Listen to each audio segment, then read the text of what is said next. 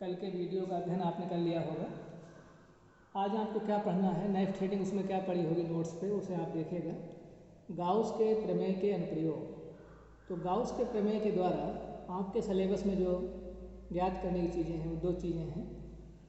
एक तो गोलीय आवेश वितरण के कारण विद्युत क्षेत्र की तीव्रता, और दूसरा रेखीय आवेश वितरण या बेलनाकार आवेश वितरण के कारण विद्युत क्षेत्र की तीव्रता। गोलीय आवेश वितरण क्या है? अगर हम किसी गोले को आवेशित कर दें तो उसको कहते हैं गोलीय आवेश, और किसी बेलन को अगर हम आवेशित कर दें तो उसको हम कहते हैं रेखीय आवेश। अगर बेलन बहुत पतला है तो रेखीय आवेश नाम होगा, वैसे बेलनाकार आवेश होगा।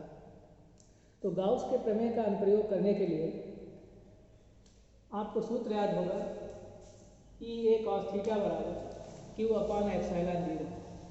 इसमें E आपको गाउस के प्रमेय द्वारा ज्ञात करना है, तो A, थीटा और Q की जानकारी आपको होना चाहिए।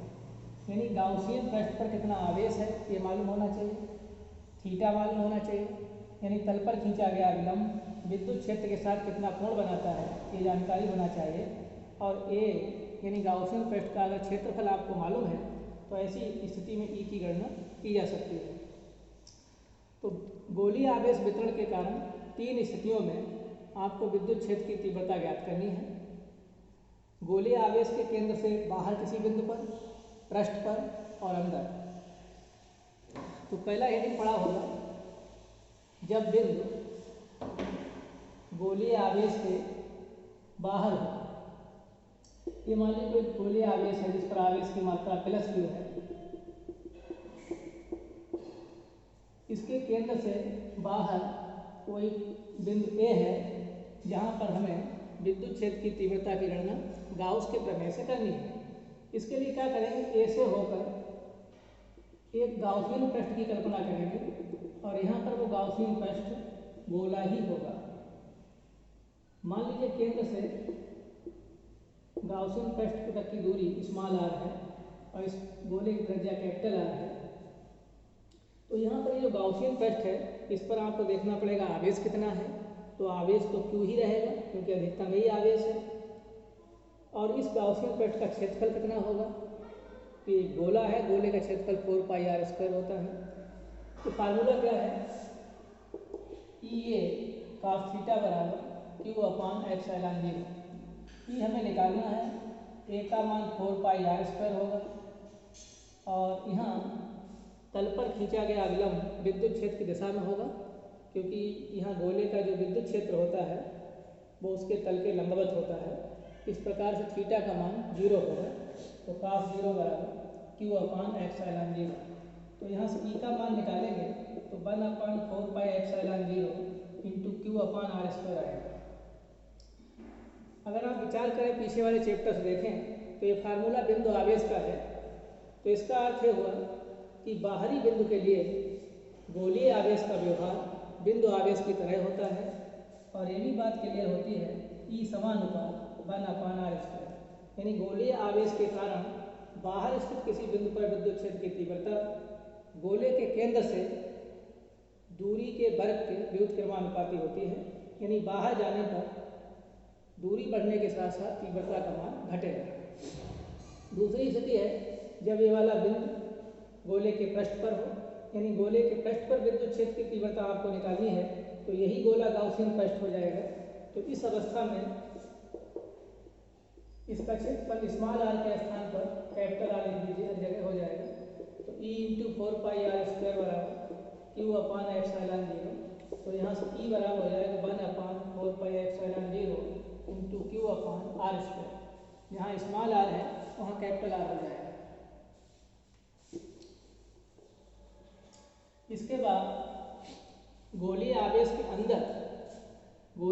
के अंदर किसी जगह पर आपको अगर विद्युत क्षेत्र की तीव्रता गाउस के प्रमेय से निकालनी है तो मान लीजिए ये वाला गोला जो है वो रियल गोला है जिस पर आवेश की मात्रा +Q है,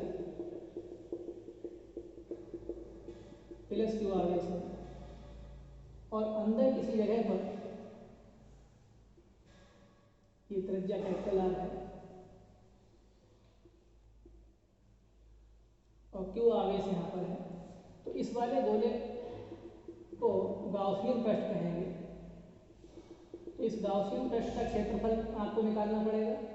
साथ ही साथ इस गाउसियन पृष्ठ पर आवेश की मात्रा भी आपको निकालनी होगी। इस गोले पर आवेश क्यों नहीं होगा, क्योंकि क्यों पूरे गोले पर आवेश है और यहाँ पर दो कंडीशंस हैं, दो स्थितियाँ हैं। यदि संपूर्ण आवेश गोले की सतह पर बह रहा हो तो अंदर आवेश की मात्रा शून्य होगी। इस अवस्था में अंदर विद्युत क्षेत्र की तीव्रता शून्य होगी। निकालने की आवश्यकता नहीं है, क्योंकि जब Q ही शून्य हो गया तो तीव्रता भी शून्य हो जाएगी। यह गोला खोखला है, अगर खोखला गोलीय आवेश वितरण है तब भी अंदर तीव्रता शून्य होगी। अगर ठोस गोला है और संपूर्ण आवेश गोले की सतह पर है तब भी अंदर तीव्रता शून्य होगी। लेकिन यदि संपूर्ण आवेश गोले में एक समान रूप से बटा हुआ है, वितरित है, तो हमें ये देखना पड़ेगा कि इस गाउसियन पृष्ठ पर कितना आवेश है। तो उसके लिए क्या करते हैं, गोले के एकांक आयतन पर आवेश की मात्रा आयतन से भाग देने में प्राप्त होगी। यानी पूरे गोले पर के एकांक आयतन में अगर आवेश की मात्रा निकालनी है तो आप उस आवेश को पूरे गोले के आयतन से भाग देंगे। अब इस गाउसियन पृष्ठ पर हमें निकालना है, यानी एकांक आयतन पर आवेश आपको ज्ञात हो चुका है और आपको इस वाले आयतन पर आवेश निकालना है, तो इस आयतन से आप गुणा कर देंगे। तो इस तरह से 4/3 पाई स्मॉल r क्यूब से गुणा कर दीजिए, ये कट जाएगा। तो कुल मिला के Q R cube upon R cube इतना आवेश जो है गाउसियन पृष्ठ पर होगा। और प्रमेय क्या है, ई ए cos थीटा बराबर क्यू अपान एप्सिलॉन 0। ई का मान निकालना है, ए का मान छोटे वाले गोले का क्षेत्रफल होगा 4 pi small r square into cos 0 बराबर क्यू के स्थान पर यह आवेश लगेगा क्यू आर क्यूब अपान एप्सिलॉन 0। तो यहाँ से इसको हल कर लेंगे तो ये हो जाएगा Q R square, R cube है आर रह जाएगा, अपान 4 पाई एप्सिलॉन 0। तो ई समानुपात हो जाएगा स्मॉल r। तो यहाँ पर निष्कर्ष निकलता है कि अंदर तीव्रता के मामले में केंद्र से जब बाहर की ओर जाएंगे तो तीव्रता का मान बढ़ेगा, पृष्ठ पर तीव्रता का मान अधिकतम हो जाएगा। अंदर की ओर आएंगे तो तीव्रता का मान घटेगा और केंद्र पर फिर भी शून्य होगा। यानी संपूर्ण आवेश अगर गोले के संपूर्ण आयतन में एक समान रूप से बटा है तब भी केंद्र पर तीव्रता शून्य ही होगी। तो ये टॉपिक आपका खत्म होता है।